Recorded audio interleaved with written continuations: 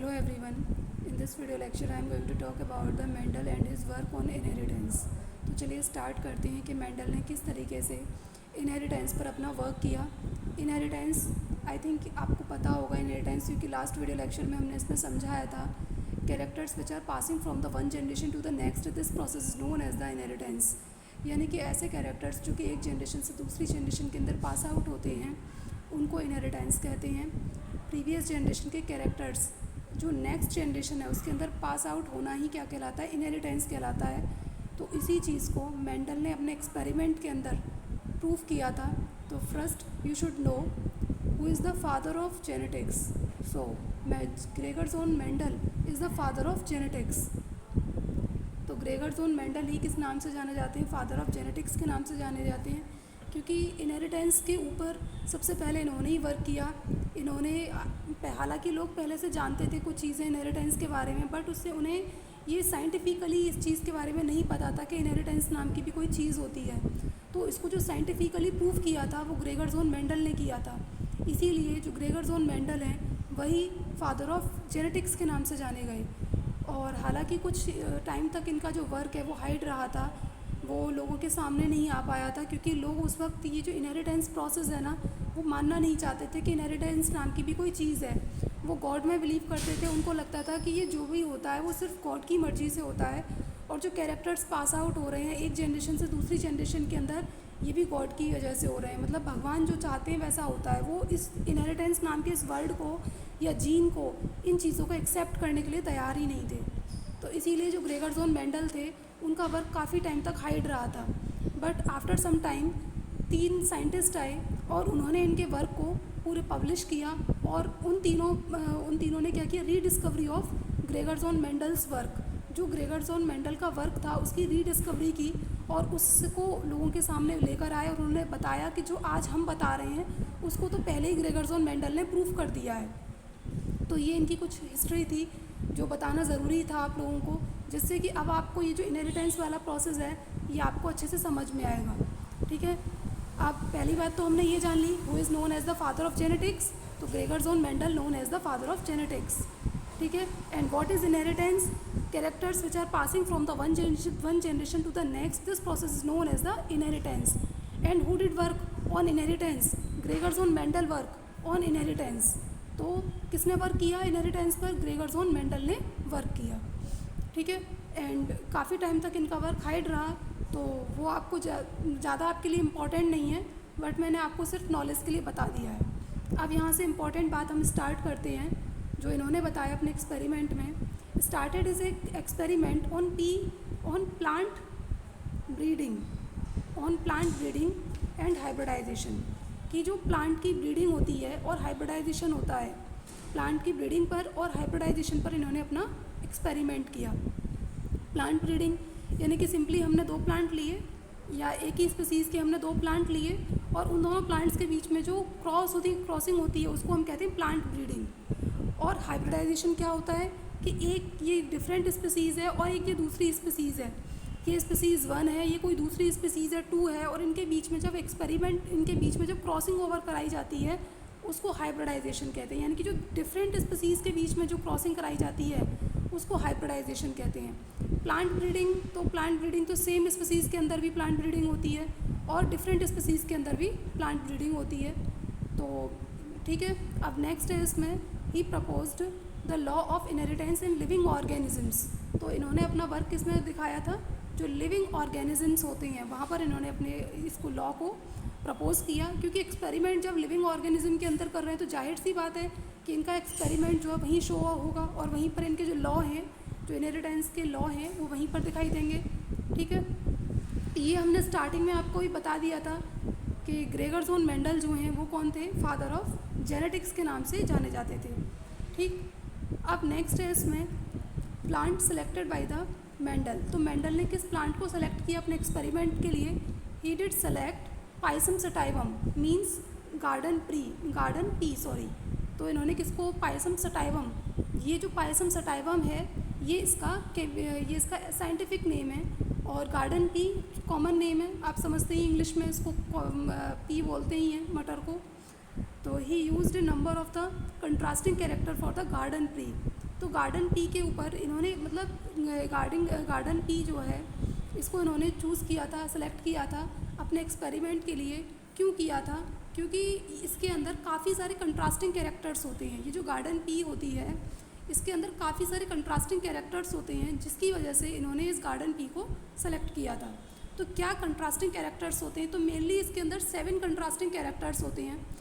7 contrasting characters होते हैं, है ना, 7 पेयर। और अगर हम इनको अलग अलग इंडिविजुअली देखें तो 14 हो गए। जब हम 7 पेयर की बात कर रहे हैं और इंडिविजुअली देखेंगे तो 14 हो जाएंगे, ठीक है।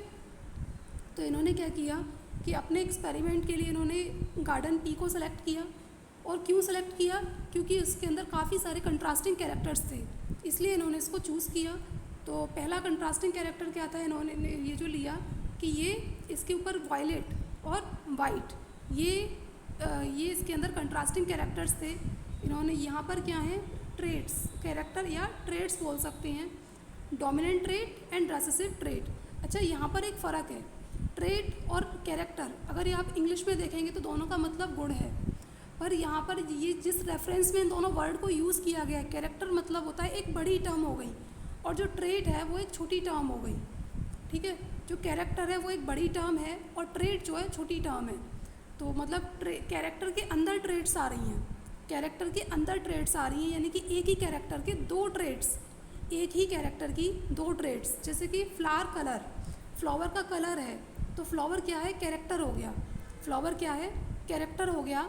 अगर हम ट्रेट की बात करें तो ये यहाँ पर जैसे वायलेट कलर है, वाइट कलर है, तो ये इसकी ट्रेट हो गई। आई होप यू अंडरस्टैंड, ठीक है। तो इन्होंने इस तरीके से इन्होंने फ्लावर्स को, इन्होंने मतलब एक कैरेक्टर की जो 2 ट्रेट्स होती हैं, तो इस रेफरेंस में इन्होंने इस चीज़ को यूज़ किया था। तो यहाँ पर ये जो दिखाया जा रहा है, यहाँ पर डोमिनेंट ट्रेट्स हैं जो कि प्रभावी हो रही थी नेक्स्ट जनरेशन के ऊपर, और यहाँ पर रेसेसिव ट्रेट्स हैं जो कि अप्रभावी थी, यानी कि जो अपने गुणों को, जो अपने लक्षणों को नहीं दिखा पा रही थी, उन्हें कहते हैं रेसेसिव ट्रेट्स। तो ये हो गया फ्लावर कलर, ये क्या है, एक कैरेक्टर है, और इसकी ये वायलेट और वाइट, ये दोनों क्या है, इसकी ट्रेट्स हैं, ठीक है। तो जो वायलेट कलर है, जो पी के अंदर जो वायलेट कलर आता है वो कैसा कलर है, डोमिनेंट है, और जो वाइट कलर अगर पी का आ रहा है तो वो क्या है, रेसेसिव कलर है। तो ये एक कैरेक्टर हो गया, ठीक है। ये एक कैरेक्टर की 2 ट्रेट्स हो गई, एक ट्रेट ये है, दूसरी ट्रेट ये है, ठीक। अब नेक्स्ट इन्होंने क्या, इसके अंदर क्या है, फ्लावर पोजीशन, कि फ्लावर की पोजीशन क्या है। तो फ्लावर की पोजीशन के बेस पर भी इन्होंने ये देखा था कि एक तो होते हैं एक्साइल फ्लावर, एक तो होते हैं एक्साइल फ्लावर और दूसरे होते हैं टर्मिनल फ्लावर। दोनों में फ़र्क क्या है, एक्साइल फ्लावर और टर्मिनल फ्लावर में फ़र्क क्या है। जो एक्साइल फ्लावर होंगे वो यहाँ से, यानी कि ये वाली जो ब्रांच निकल रही है यहाँ से निकलेंगे, लिटरली निकलते हैं, लिटरल साइड से निकल रहे हैं, उन्हें कहेंगे एक्साइल फ्लावर। और टर्मिनल फ्लावर किनको कहते हैं, जो बिल्कुल एपिक पर निकलते हैं, बिल्कुल टॉप पर जो निकलते हैं उन्हें कहते हैं टर्मिनल फ्लावर। तो इसके अंदर मटर का जो पौधा है, इनके अंदर कुछ ऐसे फ्लावर्स भी मिल रहे थे कि कुछ लिटरली निकल रहे थे, एक्साइल फ्लावर थे, यानी कि जो लेटरल साइड से निकलते हैं उन्हें कहते हैं एक्साइल फ्लावर, और जो बिल्कुल टॉप से निकलते हैं उन्हें कहते हैं टर्मिनल फ्लावर। तो फ्लावर की पोजीशन के बेस पर भी इन्होंने प्लांट को चूज़ किया था। दूसरा इनका चूज़ करने का क्या रीज़न था प्लांट को, कि इसके अंदर जो सीड का कलर है, सीड कलर आपने देखा होगा, जो मटर का जो सीड होता है, जो बीज होता है उसका, कुछ तो येलोइश कलर के होते हैं, कुछ प्रॉपर ग्रीन कलर के होते हैं। तो इस कलर के बेस पर भी इन्होंने इसको चूज़ किया था। नेक्स्ट है कि सीड शेप, आपने सीड की शेप देखी होगी, जो मटर की जो सीड होता है उसकी कुछ तो सीड बिल्कुल राउंड होते हैं और कुछ कैसे सीड होते हैं, रिंकल्ड होते हैं, रिंकल यानी कि दबे दबे से। तो ये भी आई होप आप लोगों ने इसको देखा होगा कि रिंकल्ड सीड किस तरीके के होते हैं, जो दबे हुए से होते हैं, और जो राउंड होते हैं वो प्रॉपर राउंड होते हैं, उनको कहते हैं राउंड सीड। तो इसके बेस पर भी इन्होंने इसको डिवाइड किया था, ये कैरेक्टर भी इन्होंने लिया। दूसरा इन्होंने लिया था पोर्ट शेप। पोर्ट शेप का मतलब क्या है, यहाँ पर जो मटर की फली है, जो मतलब उसका आउटर स्ट्रक्चर है, उसके बेस पर आपने इन्फ्लेटेड और कॉन्स्ट्रिक्टेड, इन्फ्लेटेड और कॉन्स्ट्रिक्टेड का मतलब क्या है, जैसे आपने मटर की फली देखी होगी, कुछ तो बिल्कुल ऐसी होती हैं तो इनको कहेंगे इन्फ्लेटेड, और कुछ होती हैं इस तरीके से दबी हुई। इस तरीके से जो सीड, जो फलियाँ होती हैं उन्हें कहते हैं कॉन्स्ट्रिक्टेड। तो इसके बेस पर भी इन्होंने इसको मतलब ये इनकी एक कैरेक्टर हो गया, उसकी ये 2 ट्रेड्स हो गई, इन्फ्लेटेड और कॉन्स्ट्रिक्टेड। नेक्स्ट इन्होंने क्या लिया था, पोर्ट कलर। कि जो कलर है इनका, जो सीड की बाहर वाली जो आउटर सरफेस है उसका कलर, जैसे कुछ आपने कुछ आपने फलियाँ देखी होंगी जो प्रॉपर ग्रीन कलर की होती हैं, और कुछ फलियाँ ऐसी होती हैं जिनका कलर कैसा होता है, पोल तो होंगी साथ में येलोइश कलर होता है, येलो कलर की दिखती हैं। तो ये इन्होंने कैरेक्टर लिया।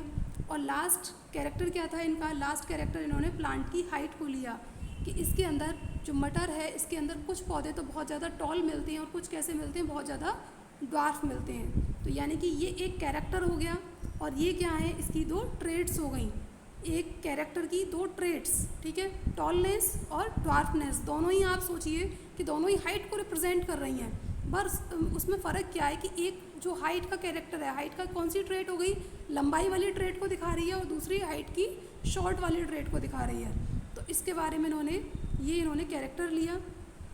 तो मेरे ख्याल से आपको समझ में आ गया होगा कि ये जो 7 कंट्रास्टिंग कैरेक्टर्स वो भी किस में लिए, इन पेयर, यानी कि पेयर में लिए थे, ठीक है। अब इन्होंने क्या किया, मेंडल्स एक्सपेरिमेंटल मटेरियल, कि इन्होंने क्या इन्होंने इसको चूज़ किया। मटेरियल तो हम पहले ही आपको बता चुके हैं कि देखो गार्डन पी को सेलेक्ट किया था, जिसका साइंटिफिक नेम क्या था, पाइसम सटाइवम। अब इन्होंने यहाँ पर क्वेश्चन ये पूछा जाता कि why he choose garden pea और पाइसम सटाइवम, कि इन्होंने इसी को चूज़ क्यों किया था। तो ये मोस्ट इम्पॉर्टेंट क्वेश्चन है, फेवरेट क्वेश्चन है ये। इसमें बोर्ड में ये कई बार पूछा जाता है कि ये इन्होंने, अब बाकी तो क्वेश्चन कहीं से नहीं आते, पर ये इंपॉर्टेंट क्वेश्चन है। तो इन्होंने इसको चूज़ क्यों किया था, तो पहला इसका रीज़न था availability of the detectable contrasting traits of several characters, कि जो पी प्लांट था उसके अंदर काफ़ी सारे कंट्रास्टिंग कैरेक्टर्स थे और उन्हें ईजीली डिटेक्ट भी किया जा सकता था। जो गार्डन पी थी, जो मटर का पौधा था, उसके अंदर काफ़ी सारे कंट्रास्टिंग कैरेक्टर्स होने की वजह से उन्होंने उसको चूज़ किया था।